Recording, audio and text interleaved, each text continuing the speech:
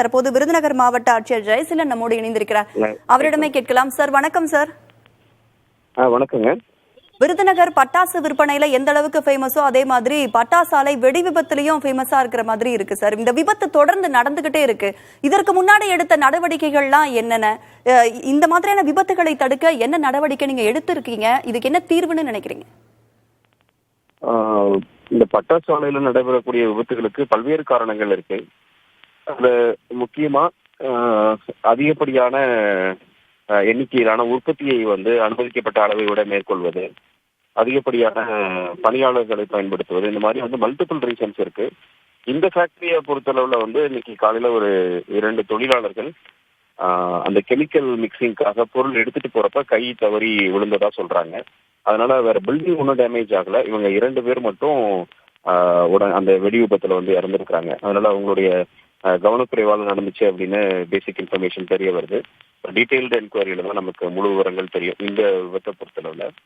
மற்ற இந்த விபத்துகளுக்கு சிறப்பு குழுக்கள் தொடர்ச்சியா ஆய்வு பண்ணிட்டு இருக்காங்க. கடந்த 3 மாதங்கள்ல மட்டும் 80க்கும் மேற்பட்ட ஆலைகளுடைய உரிமத்தை ரத்து செஞ்சிருக்கோம்.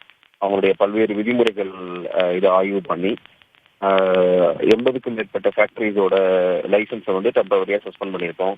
மறுபடியும் அவங்களுக்கு லைசன்ஸ் கொடுத்து நடத்துகிற ஃபேக்டரிஸ்ல ஆக்சிடென்ட் வர்றப்ப, அவங்களுடைய விதிமீறல்கள் இருக்கிறப்ப அவங்களுடைய உரிமத்தை நிரந்தரமாகவும் ரத்து பண்ணியிருக்கிறோம். இந்த மாதிரியான நடவடிக்கைகள் தொடர்ச்சியாக எடுத்துட்டு இருக்கிறோம். இன்னொன்று அங்கே இருக்கக்கூடிய தொழிலாளர்கள், ஃபோர்மேன் உள்ளிட்ட பணியாளர்களுக்கான பயிற்சி, அது பயிற்சிக்குன்னு தனி ஒரு பயிற்சி நிறுவனம் சிவகாசியில் இருக்கு. ஏறத்தாழ ஒரு 80க்கும் மேற்பட்ட நிறுவனங்கள் முழுமையாக அந்த பயிற்சியும் வழங்கியிருக்கோம். மீதம் இருக்க நிறுவனங்களுக்கும் தொடர்ச்சியாக அந்த பயிற்சி போயிட்டு இருக்கு. அடுத்தடுத்த ஒவ்வொரு குறிப்பிட்ட கால இடைவெளிக்குள்ள ஒரு ரெஃப்ரெஷிங் கோர்ஸ் பயிற்சிகளும் அவங்களுக்கு வழங்குவதற்கான நடவடிக்கைகளும் எடுத்துட்டு இருக்கு. சார், லைசன்ஸ்லாம் நீங்க ரத்து பண்ணிருக்கிறோம் அப்படின்னு சொன்னீங்க. லைசன்ஸ்லாம் ரத்து பண்றது மட்டும் போதுமான நடவடிக்கையா இருக்குமா? மேலும் பயிற்சிகள்லாம் கொடுக்கிறோம் அப்படின்னு சொன்னீங்க. கடந்த காலங்களில் நம்ம பார்க்கும் பொழுது பயிற்சிகள்லாம் வழங்குறதுக்கு யாருமே வரல அப்படிங்கிற மாதிரி ஒரு செய்தி வந்தது. மக்கள் முன்னாடி வரல, வாலண்டியரா அந்த பயிற்சியில கலந்துக்கல அப்படிங்கிற மாதிரி இருந்துச்சு. பயிற்சி அளிக்கிறதோ லைசன்ஸ் ரத்து பண்றது மட்டும் போதுமான நடவடிக்கையா இருக்குமா இந்த விபத்துகளை தடுக்க? இல்ல, நான் ஏற்கனவே சொன்ன மாதிரிங்க, இந்த வெடி விபத்துக்கு மல்டிபிள் நிறைய காரணங்கள் இருக்கு. அந்த காரணங்கள்ல ஃபேக்டரியை பிரெமிசஸ்ல அனுமதிக்கப்பட்ட அளவு தான் இருக்கணும். எவ்வளவு நமக்கு அவங்களுக்கு வெடிபொருந்துகள் சேமிப்புக்கு அலோவ் பண்றோமோ அந்த ஸ்டோரேஜ் யூனிட்ல அது மட்டும் தான் இருக்கணும். கூடுதலா எக்ஸஸா வச்சுக்க கூடாது, எக்ஸஸ் ப்ரொடக்ஷன் இருக்கக்கூடாது, கூடுதலா பணியாட்கள் இருக்கக்கூடாது, அந்த காய வைக்கிறதுக்கு ட்ரையிங் யார்டு தனியா இருக்கணும், பணியாளர்கள் நிழல்ல அங்க இருக்கக்கூடிய மரங்களுக்கு கீழே உலர்த்தக்கூடாது.